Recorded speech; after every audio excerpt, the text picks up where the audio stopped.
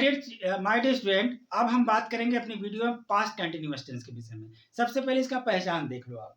पहचान वह होता है, पास्ट कंटिन्यूअस टेंस का पहचान वह होता है जिस वाक्य के अंत में रहा था आ जाए, रहे थे आ जाए और रहे थे आ जाए, उसे हम पास्ट कंटिन्यूअस टेंस का वाक्य समझते हैं। अब हम बात करेंगे, सबसे पहले हम बात करेंगे इसकी स्ट्रक्चर की। अफर्मेटिव सेंटेंस में इसके क्या स्ट्रक्चर होते हैं, इसकी क्या अफर्मेटिव सेंटेंस में इसके क्या स्ट्रक्चर होते हैं, वो हम समझेंगे। तो सबसे पहले हम लिखते हैं सब्जेक्ट। सब्जेक्ट के बाद सहायक क्रिया इसमें लगाते हैं वाज और वर।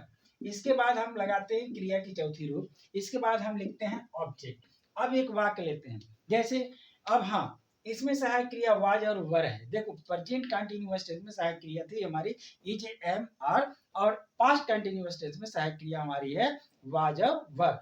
अब ध्यान से देखो, अब हम बात समझेंगे कि हमें वाज सहायक क्रिया किसके साथ लगानी है और वर सहायक क्रिया किसके किसके साथ लगानी है।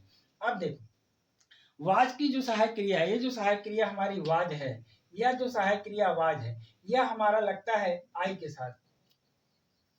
आई के साथ लगेगा, ही के साथ और सी के साथ, और किसी व्यक्ति का नाम होगा उसके साथ सहायक क्रिया हमारी क्या लगेगी, वाज। और ये जो सहायक क्रिया वर है, यह लगेगा यू के साथ, दे के साथ और वी के साथ। इनके साथ हम लगाएंगे वर। क्लियर हो गया इतनी सारी बातें। अब हम लेंगे वाक्य और बनाकर आपको बताएंगे। जैसे कि मैं बाजार जा रहा था, मैं बाजार जा रहा था। यहां देखिए, मैंने लिखा मैं बाजार जा रहा था। ठीक, अब देखो यहां जरा ध्यान से, मैं बाजार जा रहा था, सब्जेक्ट आपका क्या है, आई। आई के साथ सहायक क्रिया क्या लगानी है, वाज, आई वाज। इसके बाद क्रिया की चौथी रूप लगानी, जाने की अंग्रेजी क्या होती है, गो। क्रिया की चौथी रूप लग जाएगी गोइंग। आई वाज गोइंग, कहाँ जा रहा था, बाजार। I was going to market. ठीक है, अगर इसी को मैं कह दूं मैं स्कूल जा रहा था, तो क्या हो जाए, I was going to school. मैं कलकत्ता जा रहा था, I was going to Kolkata. मैं दिल्ली जा रहा था, I was going to Delhi. बात समझ गए, ये बातें समझ में आ गया। लेकिन अगर आपका सब्जेक्ट बदल जाता है, सब्जेक्ट अगर मैं कह दूं कि वह हो जाए, जैसे कि वह बाजार जा रहा था।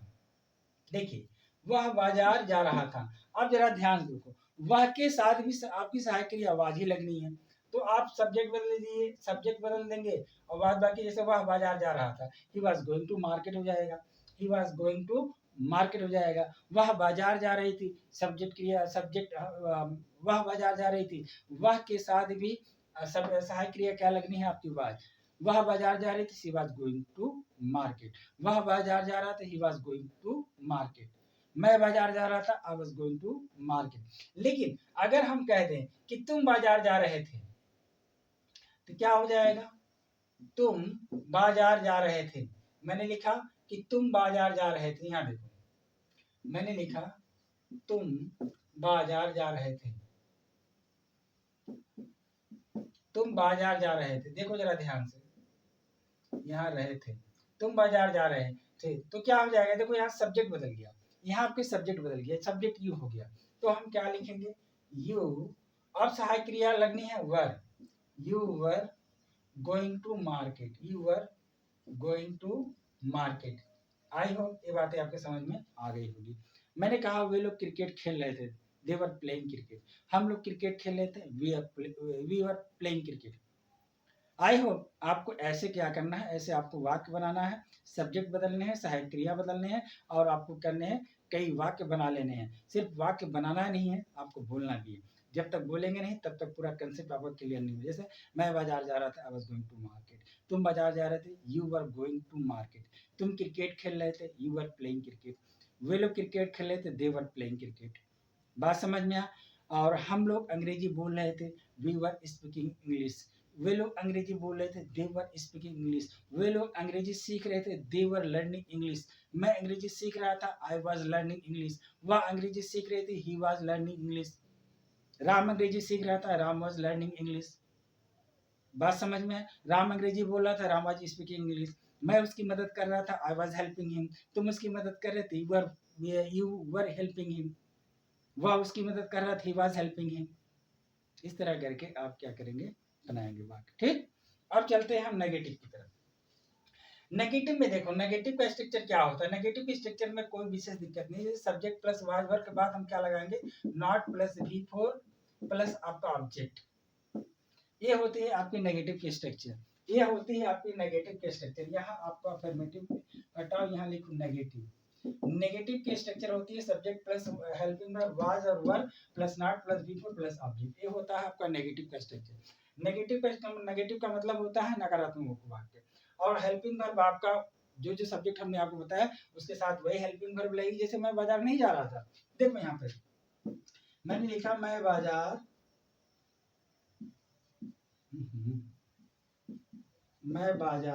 नहीं जा रहा था,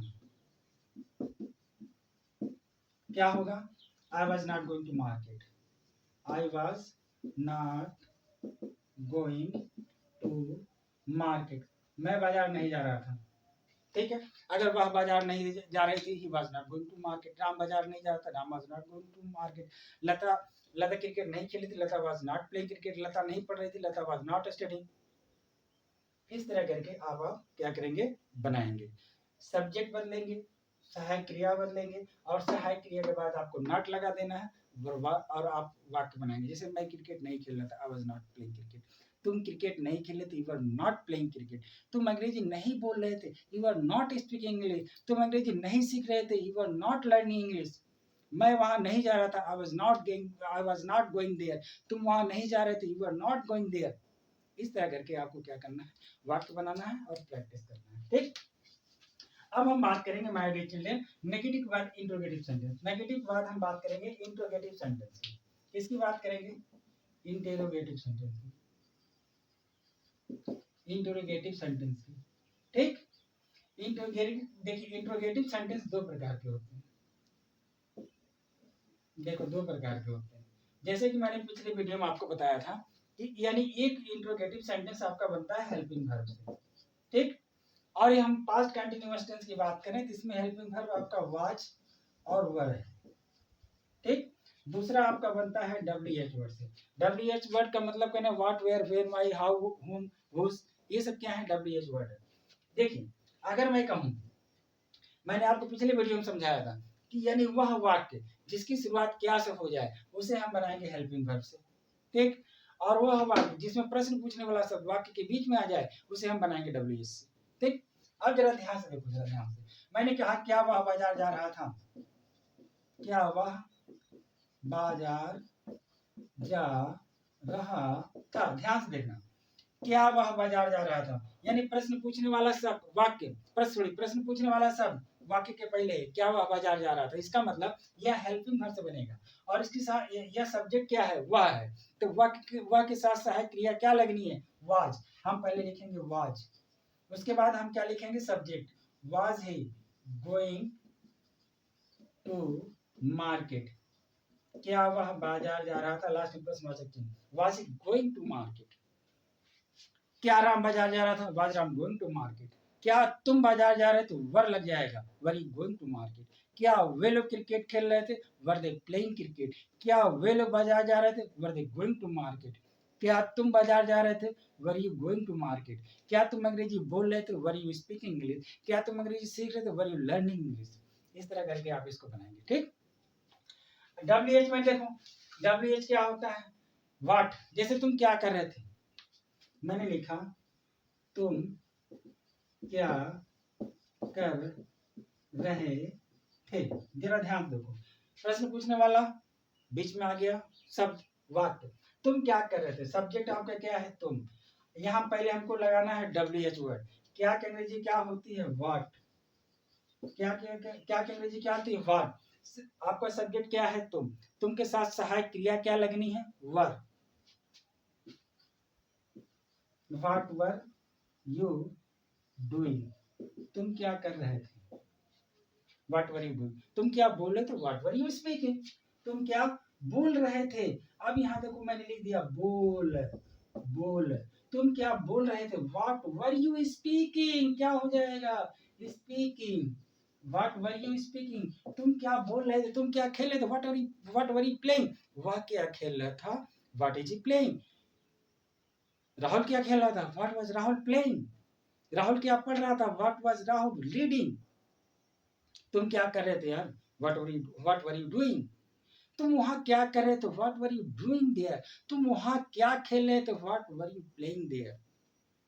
आई होप ये बातें आपके समझ में आ चुकी होंगी। आपको इसी तरह व्हाट से, वेयर से, तुम कहाँ जा रहे थे, वेयर वर यू गोइंग। वह कहाँ जा रहा था, वेयर वाज ही गोइंग। इस तरह करके आपको करनी है प्रैक्टिस, आपको करना है प्रैक्टिस। बात समझ गए। चलिए अब हम बात करेंगे इंट्रो प्लस नेगेटिव सेंटेंस की। अब हम बात करेंगे इंट्रो प्लस नेगेटिव सेंटेंस की। इंट्रो प्लस नेगेटिव सेंटेंस की।